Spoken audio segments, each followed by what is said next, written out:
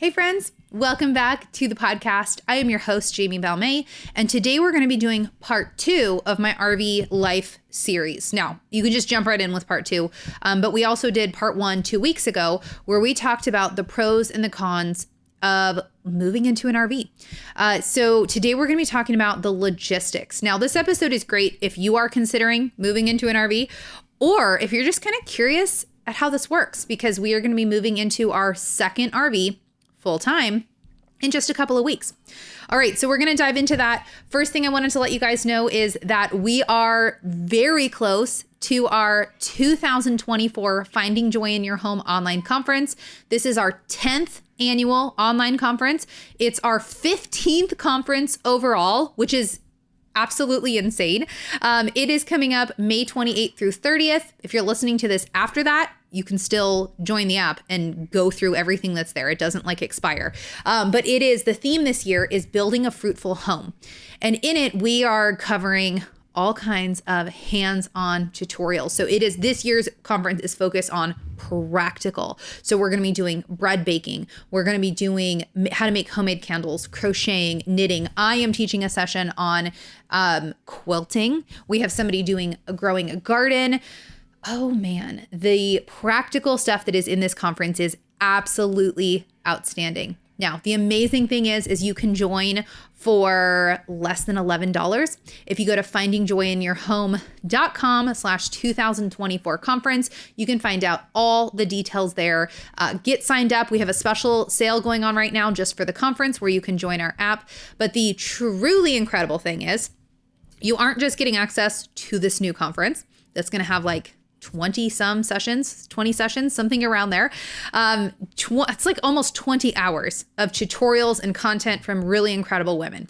Not only are you getting access to that, you're also getting access to everything else that's on the app. So you're getting access to past conferences. I mean, we have hundreds of conference sessions you can go through on, so many different topics. We have audiobooks, we have courses, we have a 14-day meal plan boot camp. It is the greatest boot camp ever if you really need to figure out your meal planning, no matter where you live, especially if you live in an RV. We also have a 14-day home management boot camp. We have a natural medicine cabinet boot camp. All of these are incredible video courses that have terrific printable packs with them. That's just scratching the surface on a few of the things that are in that app. So head on over to get your special discounted price to the app by going to findingjoyinyourhome.com/2024 conference. All right. So we're going to go ahead. Let's dive into this. All right. If you missed part 1, let's do a little recap.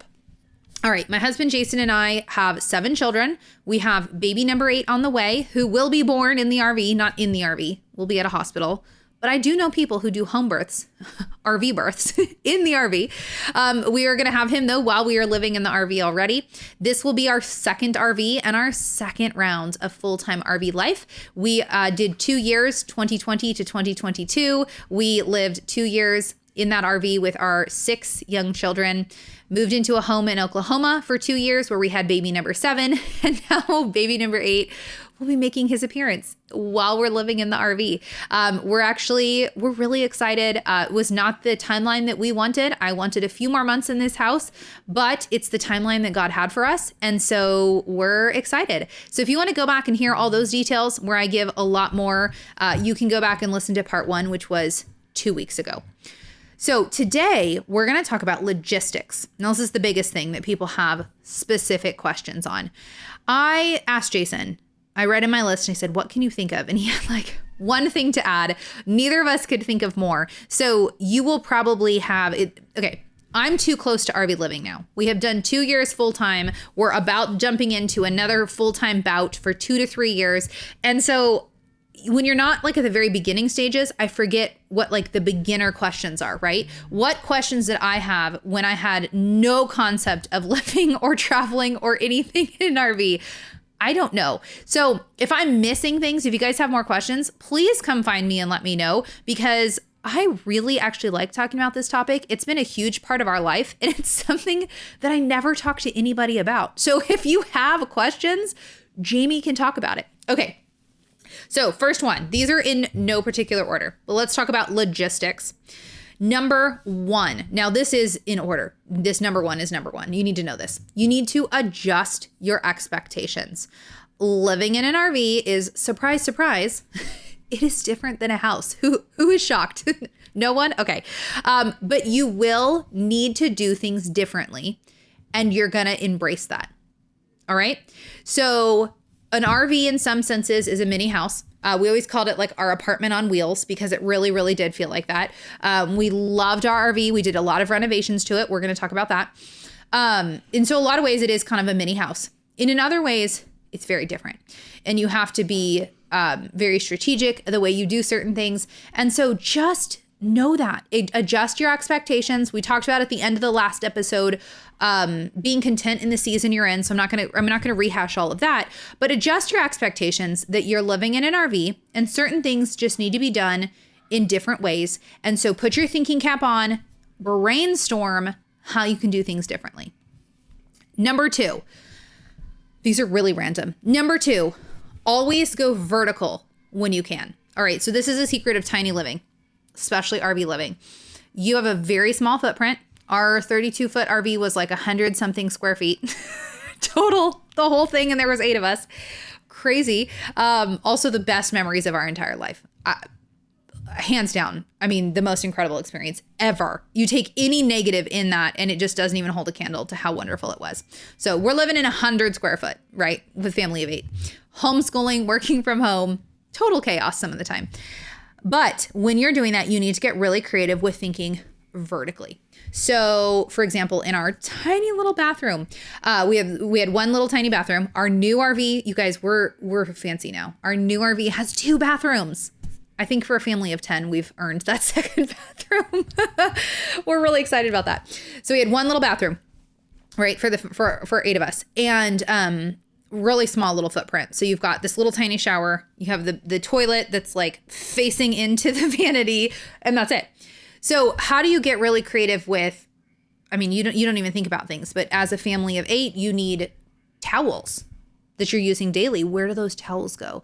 You need medicine. You need medicine on hand for, you need cough syrup. You need things, you need sunscreen. You need things throughout the year that you don't even realize living in a house, how much stuff there actually is.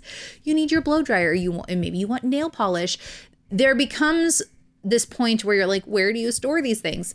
So just for a small example, in our little tiny bathroom, I found this great towel rack that you fold. I should find some pictures where you fold the towels into like circles and you stick the towels in. Can you picture that? So like we had a rack that had 6 towels, and the rack, you could fold them up and it held 6 towels. And so we hung that up above the toilet, and it was a stroke of genius on my part. I don't even know where I found this thing.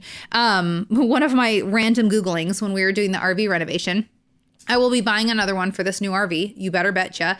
It was amazing. You'd hang the towel up to dry. As soon as it was dry, they all got rolled back up on this thing. It was an amazing spot to be able to hold all of our towels. We had a vanity then. A lot of times in an RV, people will replace the vanity with just a nice big mirror. It certainly looks better, but you are giving up a whole lot of storage space. So you have to blend with an RV. You have to blend comfort and beauty with functionality. It's a constant struggle between the two. And so we did not replace our vanity because we wanted that storage space. That's where all of mine and Jason's toiletries went. We had a little cupboard underneath. And then on the walls next to it, I hung these little drawers. And actually I have them still hung up in this bathroom, and I will be taking them in the RV with me again. These little drawer sets that had drawers that pulled out, where I had all of my earrings. I had, all my kind of little stuff in there. And then the shelf had wire that wraps around it. So that's where I'd put all my skincare stuff. And so when we were traveling, that stuff didn't fall out because it had that wire around it, or like not wire, but like a piece of metal. God, I'm describing these things terribly. But the point is, we hung those on the wall then. Anytime you can find shelves that have that like metal around them. So we had several of those in our living room that we had books on. They were not just open shelves. They had the wire thing around them. So we had books that could stay on the bookshelves while we traveled. anything that you can hang up, that you can go vertical, is going to be really worth it. We had an essential oil rack on one of our hallways that had stuff hung on it. Anything like that you can go vertical.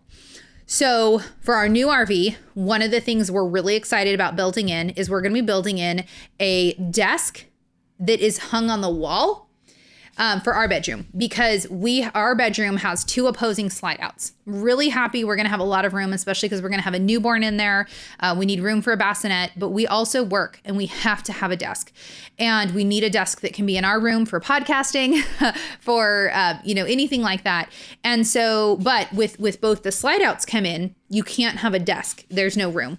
But when the slide outs are out, you have plenty of room for a desk. So we found these really cool, Etsy has some really neat ones, but they're like $600. So Jason's just going to build one where basically it's really simple wood that goes flush up against the wall. And then when you pull it out, it pops down into a desk. And so that is going to be a really incredible use of space for us, being able to pop that out. So really, like, anything that you can look at going vertical, anything that you can hang. We also had in the kids' bunkhouse, there was this cabinet that ran in between both bunk beds. And our RV was really old. It was a 1997, I want to say. No, somewhere around there. 2010? I don't know. Okay, it was kind of old. Anyway, it was very 90s looking inside. So it had this tiny little cupboard that was so useless that we decided to take it out. And what Jason built instead, because there was not very much room there, it had to be really shallow because it was right in between where the kids get off their bunk bed, is Jason built like floor to ceiling bookshelves that are not normal shelves, because obviously when you travel, books are going to fall off. They were like slots that you put the books in kind of at a vertical angle, and this whole wall of them. So that when we traveled, the books were completely fine. All the kids' school books would go in there. And it was an amazing, amazing use of space. So anywhere in a small house, in an RV, anything like that, anywhere that you can go vertical, anything that can go on those walls is going to end up being a huge lifesaver. I'm really passionate about that one. Okay, number 3. Here is a hill I will die on, and I am sure other people are different, but the renovations that you do are worth it.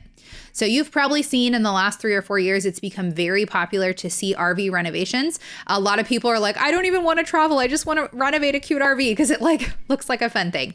And on one hand, you could look at certain RV renovations and say those are kind of silly, a waste of money. Do they add anything to your life? And I would say by and large, most of the renovations that you take on will end up absolutely being worth it. So we did, I've had several comments. We shared a lot of our renovations we did on Instagram and stuff. And I've had a lot of comments from people saying, thank you so much for showing a realistic renovation. So we did everything. I mean, our RV was on a budget. It was it had mold damage. We completely gutted one of the rooms to get rid of the mold. We took the ceiling, the wall, and the floor out. I mean, we did some major work on this guy because we had to. We were taking out the beds anyway. It was fine. This one, thank the Lord, we're not doing that much renovation with me being, I'm going to be 31 weeks, I think, by the time we move in. I'm glad we're not doing quite that much, but we painted every surface. We did wallpaper. We did things that felt purely aesthetic. And they were purely aesthetic. And you could say, well, do you really need to do that? Is it, it costs money.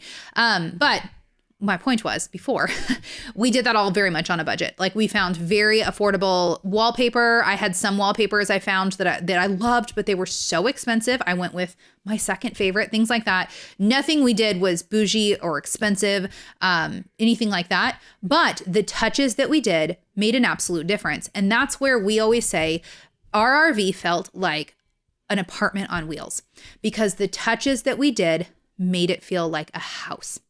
It made it feel like a home. So RVs are built for recreation. They're built for taking out on the weekend. They're built with the cheapest plastic things, sinks that are plastic, little, things that break. It's just how they are.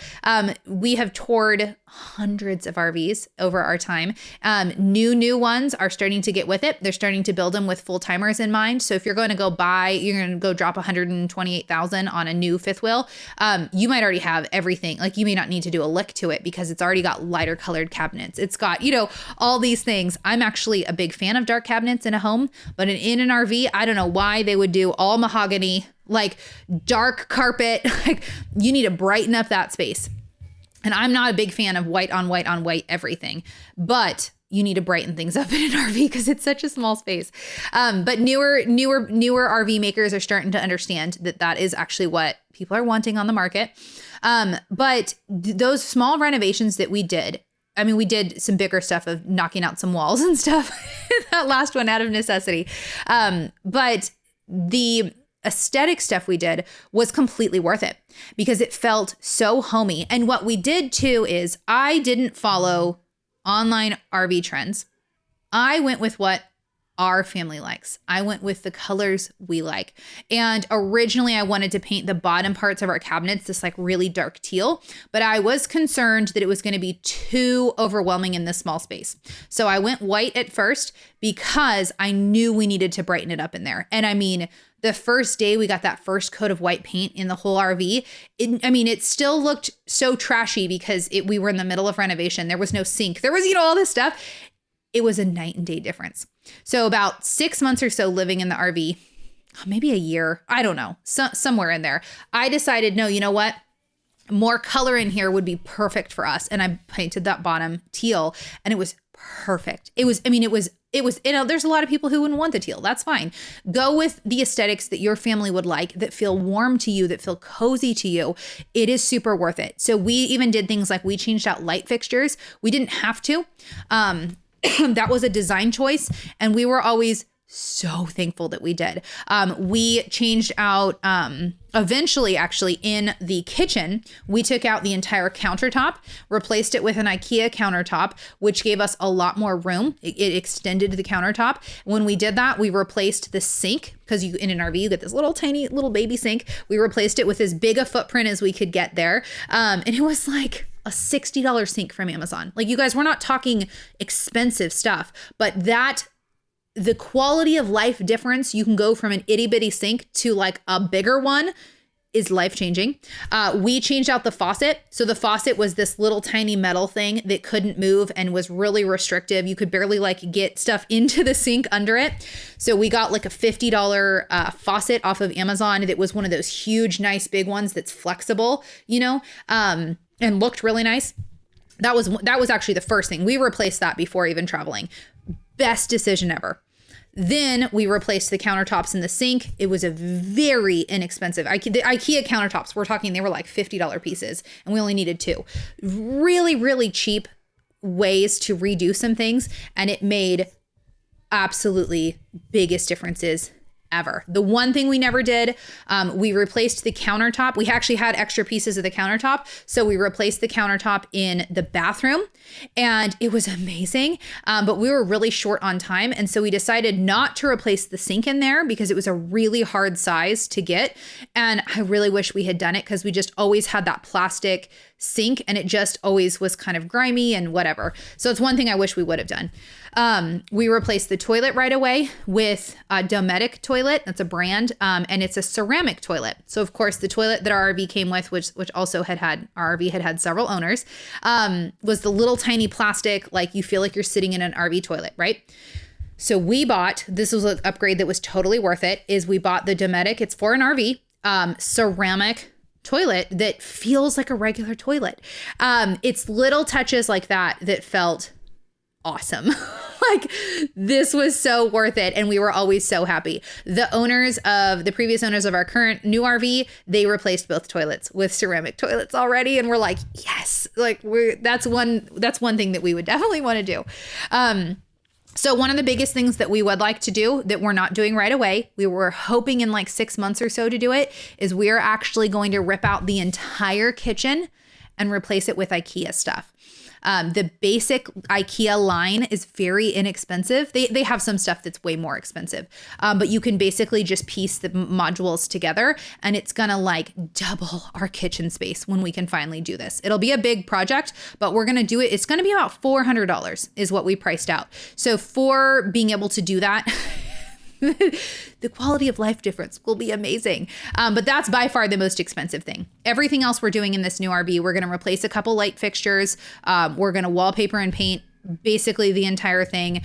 Jason's going to build in. We're taking out the dinette that's huge and bulky and only fits 4 people anyway. Jason's going to build in our own custom dinette set. We're replacing the couch with something bigger. Just doing some things like that that really, really make a difference. So when you are looking at that, because you always hit this crossroad of like, that looks really pretty, but will it actually improve our life, right? Like, is it just pretty, but I spent $80 on this thing for no reason? Or is it actually going to improve our life? And we were so absolutely so happy with the renovations that we did. And we changed things along the way, and you learn, and, you decide, oh, we'll do a different brand next time. I bought really, really, really, really cheap wallpaper off Amazon once, and it was like this faux brick, and it was the thinnest, most terrible thing in the world. And so I realized, okay, you need to spend a tiny bit more on better wallpaper. And so there, you learn certain things, but overall the renovations, 100% worth it. Especially if for a longer time. If you're going to live in an RV for 3 months, you don't necessarily need to do a full blown renovation, but, other things can be very helpful. Okay. Sorry I spent so long on that one. I get really passionate. Plus I'm knee deep in designing everything for this new RV. So like I just got some new wallpaper for our bedroom. And so it's what my brain is focusing on right now. All right. Number 4, totally different topic, is to plan your trips very, very well. Again, this might be personal preference. There are RVers out there who just completely wing it. They never have their next spot planned out, and they drive and they find somewhere to park at night. And that's fine. That's awesome. For us though, we traveled exclusively pretty much within the 1,000 trail system. I'm going to tell you about that in a second. And if we didn't have our stays planned out, it would have been a nightmare. So I always had us booked 3 to 4 months out. Completely. We changed things sometimes, but I was always booked 4 months out because that's what our membership allowed us to book 4 months out. The reason we did that is with 1,000 Trails, places can fill up, especially peak season, trying to be in Florida in the winter, trying to be in the Pacific Northwest in the summer, places will fill up. And there were oftentimes, if I had waited even a few weeks to book, we wouldn't have been able to get 2 to 3 weeks at the same place. And so for us, for how we wanted to travel slowly, it was really, really important that we plan things out. Now, planning your travels takes a whole lot longer than you think they're going to. It was like a part-time job for me to plan out all of the places, and I got really in depth looking at the routes and the things and I got very into it, and comparing all the different RV parks, and I got way faster at it as time went on. But man, I remember booking out our very first days. Very excited, had no idea what we were doing. Before we moved into our RV, I had never spent a single night in an RV. I had never been to an RV park. I was new. So I think there's like 8 or so RV parks in our system that we could stay in Washington. And I remember I had like a full-blown spreadsheet comparing every single one, all of the different amenities, all the different closeness to places. And I mean, I got way faster, but it was helpful to do some sort of level of planning out. So especially with kids, especially with needing to be places where we had internet, for us, it just really behooved us to plan really, really well. And it worked really well for us. All right, number 5, this was Jason's contribution. Downsize more than you think you're going to need to. So what I highly advise is you get rid of way more than you think, and you go into your RV way leaner than you think. Once you're in the RV, once you are hanging things up, finding spots for things, you can always bring more back in, but it's really hard when you've brought more in to get rid of stuff then. And so I would say start very bare bones, and everything in your RV has to have a place. It has to have a home. If it doesn't have a home, you need to get rid of it, or you need to get rid of something else to make a home for that thing. All right. Otherwise, you are going to lose your mind in the RV. Number 6, do a ton of research before buying your rig. So much research. Don't just go. It blows my mind that people will just go to their local dealership that's 10 minutes down the road and see this 2 options that they have and pick one. You know what? If that's your style, go for it. For us, we wanted to really research. I had about 25 different scenarios. Well, if we get this type, we would have a truck. And then if we have this type, and then if, well, if it was this camper, then we would do this to the bedroom. I had all these ideas. And really it was going to come down to, the first time around, it was going to come down to what we could find in our budget. And so originally we had wanted to get a fifth wheel with a truck.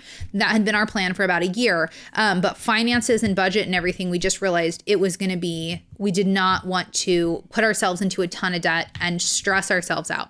So what ended up and we were still really kind of open, maybe a really old fifth wheel that we renovate. Like we had a lot of options. So then our RV came up on Facebook Marketplace one night, and I was watching. We were like messaging people as soon as stuff would pop up. Like really, we were ready. Like, let's get one. This listing, I still remember it. Jason was at his brother-in-law's house and they were doing like a guy's game night. And this listing came up and it was not exactly what we were looking for. Smaller, older. And I was like, you know what? This has the bones. The price is right. And it's literally in our city. Like we were ready. We were looking. My search was set up for like 500-mile radius. Like we were going to drive anywhere. We almost drove to Nevada one time. Anyway, that one ended up falling through. And it happened to be, and I was like, so I texted it to Jason. I messaged the guy. I said, can we come look at it tomorrow? We show up, find out that his sister-in-law was in my wedding.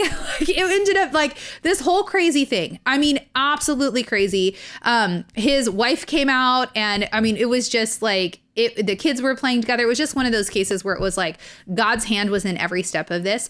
But because we knew, we'd done the research, we were really ready to pull that trigger. Even though it wasn't quite what we had originally been looking for, I knew what we needed and we saw it and we bought it that day. I mean, we drove home with it then. I mean, it was like, this is the one. And so really, really do your research and be flexible too, because you could have your entire list of exactly what you want, but something else comes up. So with our current RV, we were really, really, really praying about what could be our next step. Not quite ready to pull the trigger. And our friends have this RV and they were like, oh, we really want to get rid of it. We got to get, we're ready to sell it. And I was, kind of joking. I'm like, well, we'll take it. And they were like, really? Because like, do you want to go see it? And I was like, really? So we go look at it and Jason and I are like, oh, we're not quite ready yet. They really want to get rid of it. But we're not ready till the fall. I kid you not.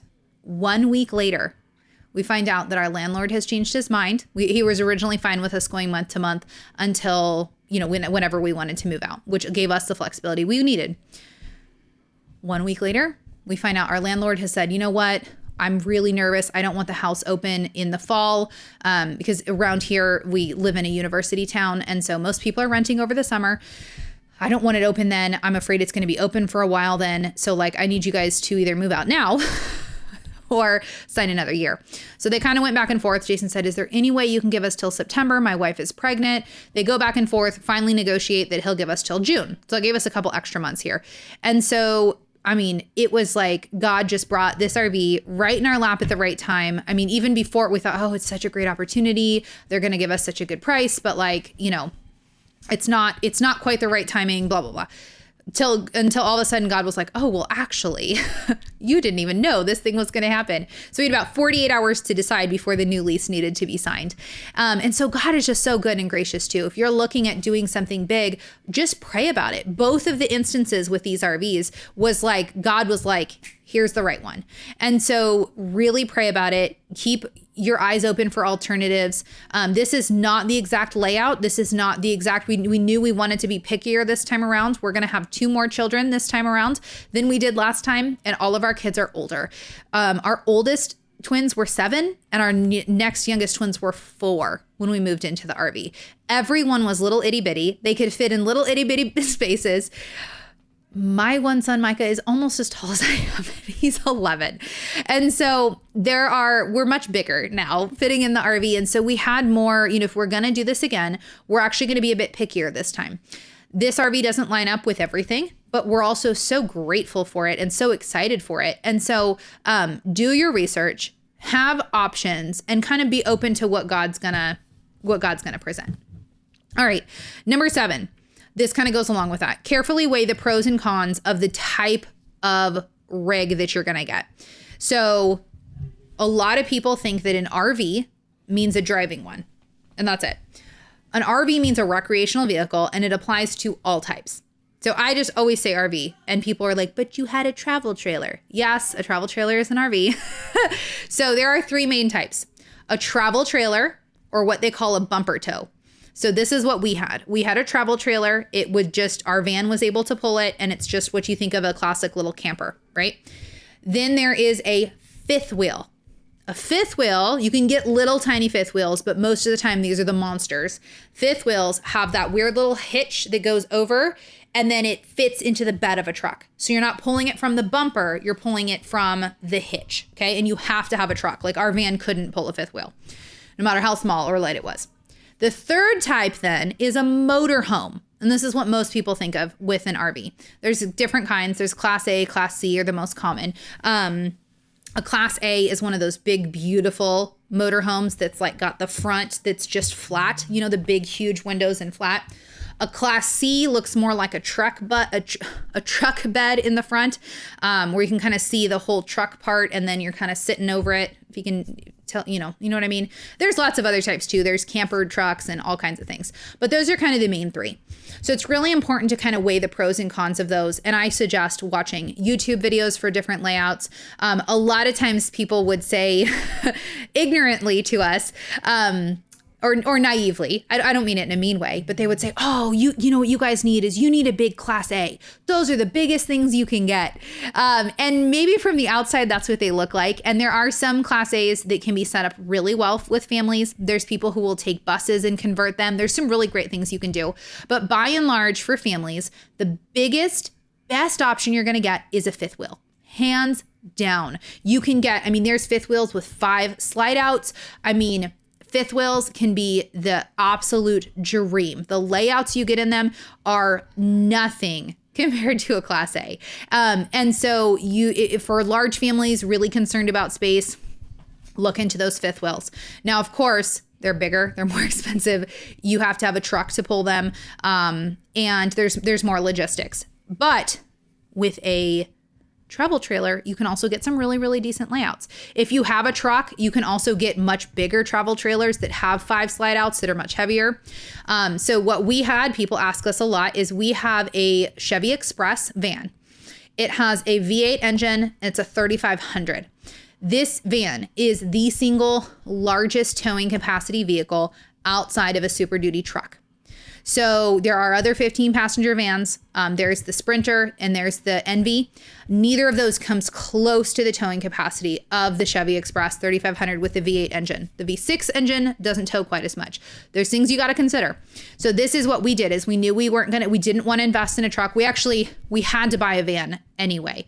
And so we needed a 15 passenger, and our minivan was too small for us with baby number 6 coming, and it was on its very last leg, and it couldn't tow anything. So there are other vans. We know people who have Envies that tow. That's fine. For us, we wanted the absolute largest towing capacity we could get, and the Chevy Express pulls 10,000 pounds. I think the Envy caps out at about 7,800. So still a decent amount, but you lose a lot in between that to 10,000. So our RV, our camper that we got was about, I want to say it was like 7,500 dry, which means without people and stuff in there. And you really want to stay like 90% or below your towing, but we were probably pretty much at 10,000 all the time.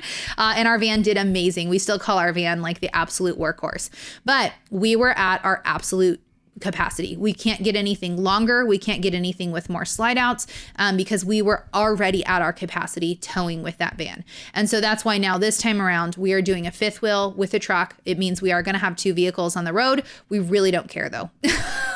This space is worth it. But these are all things to consider. So for traveling really fast around the country, it was incredible that we only had 1 vehicle.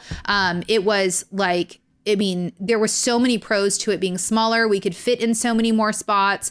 Jason is a bit nervous with this new one we're getting is 44 feet, 43 feet. It's long. We're going to have less choice of RV spots. So there's more considerations all around. And for every single one, there's pros and cons. So do your research on the type as well. And some people will say, oh, I could never imagine not having a Class A. I could never imagine not having a 5th wheel, or, and so every family will have different needs. do your research. All right. If you have a healthy budget, I absolutely would look into a fifth wheel with a truck for a family. I really would. Second option, which is cheaper, but smaller, would be Chevy Express, which Chevy Expresses are just expensive now. We bought ours right before all the prices skyrocketed, and our RV too. We were like within weeks, the prices skyrocketed because of COVID, because everybody was all of a sudden going out and buying all these things. So Chevy Express with a bumper tow travel trailer. That is another excellent combination for families. And even if you don't have 15 kids, the 15 passenger van is absolutely incredible for traveling. We actually permanently have removed the last row in our van because we don't have 15 children, or I guess 13 children. We don't need that much. And so we always called it our garage. When we were traveling, it was our garage was the van. But our back is humongous. I mean, the amount of space we have in there just for daily life is incredible. So even larger families will go look at a 12 passenger, and I say, get a 15 passenger and take the last 2 rows out. If you're going to do travel, if you're going to do camping, it's amazing. Okay. Number 8, booking RV stays. So this is the last thing we're going to chat about. I said this episode was going to be shorter. Jamie just can talk too much about RV stuff. Okay. Booking RV stays. So when we were traveling full time, and if we do any travels we do again, we stay almost exclusively in Thousand Trails. So if you are interested in full-time travel, you need to know the name Thousand Trails. Some people hate Thousand Trails, and I think it's people who are used to staying in nicer campgrounds that have more money. They're not the nicest campgrounds ever, but they are not terrible. So basically, a Thousand Trails is a membership. It's kind of like a, what's the word that's escaping me? A timeshare. It's kind of like a timeshare. So we own a membership. We own a membership that we have to pay yearly dues to, but we own this membership and we can sell this membership if we want to. And so with this membership, it allows us to stay up to 3 weeks, and Thousand Trail memberships differ on which one you buy. So go do the research on YouTube if you're interested. It's complicated. So with ours, we can stay up to 21 days in the same RV park, and then we can go park to park to park. So when we were traveling full time, we would just stay 3 weeks, 3 weeks, 3 weeks, 3 weeks. And it was essentially, I mean, our monthly cost was free. There's nothing else you pay on top of your membership that you pay for. And so, I mean, for us, it was like $100 a month. Like is what it works out to for traveling full time. I mean, this would be $1,000 a month easily if you're staying elsewhere. I mean, more than that, really. RV parks can be $300, $400, $500 a week. And so any downsides that Thousand Trails had, we didn't care because it was so stinking affordable. So for us, Thousand Trails, absolutely 100,000% the way to go. They're not in every state, but there are hundreds all over the country. So that is where we stayed almost exclusively. Sometimes when we be traveling like faster and we were just trying to go, we're traveling 4 days to try to get somewhere. Our backup would be to look for KOAs.